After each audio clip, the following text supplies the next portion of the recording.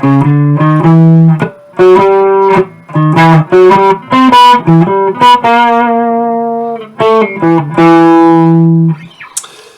à tous, aujourd'hui je vais vous faire une petite vidéo pour vous expliquer comment réussir à travailler un morceau, quel que soit le morceau, quelle que soit la difficulté, bien évidemment, sachant que la difficulté d'un morceau est propre à chacun d'entre nous.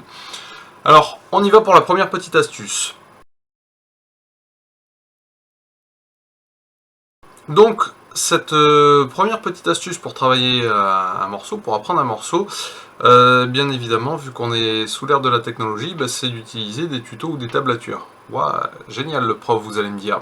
N'empêche que c'est assez vrai.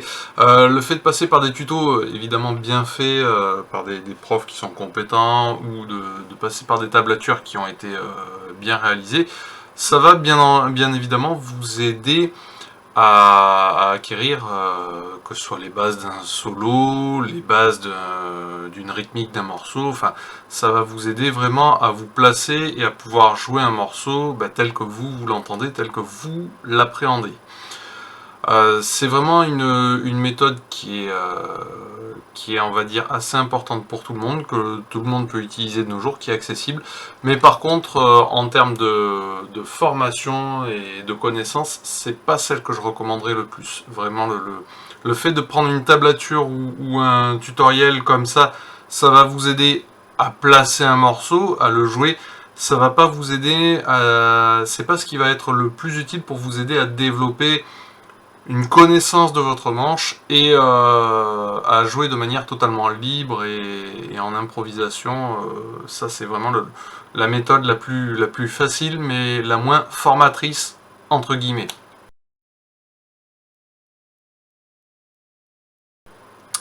La deuxième méthode, ça va être de prendre, du coup, encore une fois, que ce soit pour de la rythmique ou pour du solo, c'est de travailler étape par étape. C'est-à-dire qu'en fait, vous allez cibler un bout d'une musique, un morceau d'une musique, si je puis dire, et puis vous allez essayer de l'acquérir. C'est-à-dire que vous allez travailler, là par exemple, je l'ai fait pour la Panthère Rose, l'intro de la Panthère Rose, la première phrase, c'est vraiment quelques petites phrases qu'on va prendre... qu'on va apprendre petit à petit, ça va être juste par exemple pas plus. Déjà vous commencez par ça et puis le lendemain vous faites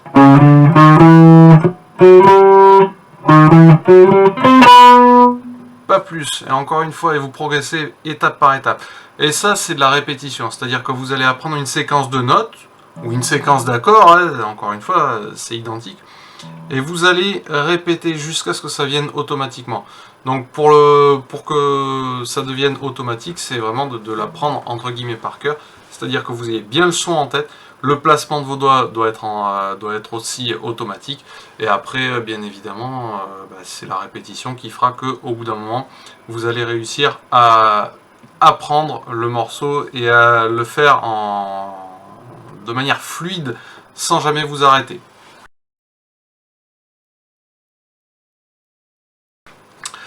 La troisième étape pour pouvoir réussir à apprendre, eh bien, ça c'est la plus formatrice, mais c'est la plus difficile aussi, c'est de tout faire à l'oreille. C'est-à-dire que vous allez partir de quelques notes et vous allez essayer de les chercher petit à petit. Là, même principe pour la Panthère Rose, ce serait de vous dire, prenons un exemple du début de la phrase, et puis on fait OK.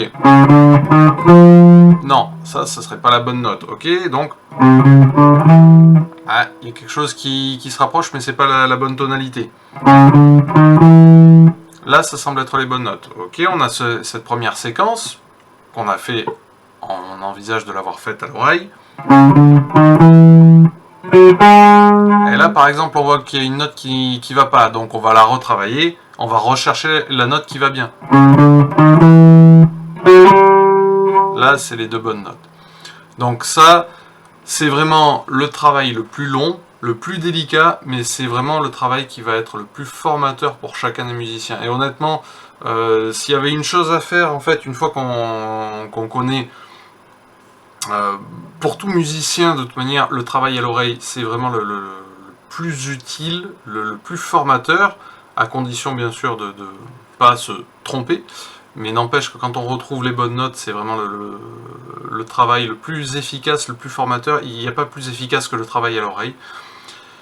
Pour pouvoir y arriver aussi, quand on est un guitariste débutant, c'est vrai que c'est quand même pratique de connaître les outils de base, donc les formes d'accords de base, les gammes penta et éventuellement le système des gammes majeures.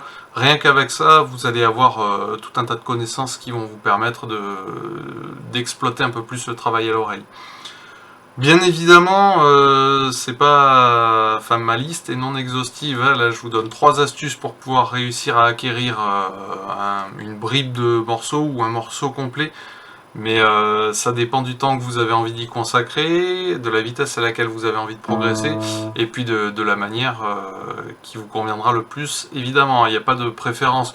Qu'on passe par les tutos, le travail à l'oreille, ou bien qu'on fasse un mix des deux et en essayant de progresser pas à pas, les 3 méthodes, les 3 astuces sont valables et vous permettront vraiment de réussir à progresser sur votre instrument à votre rythme. Ça, c'est le premier avantage.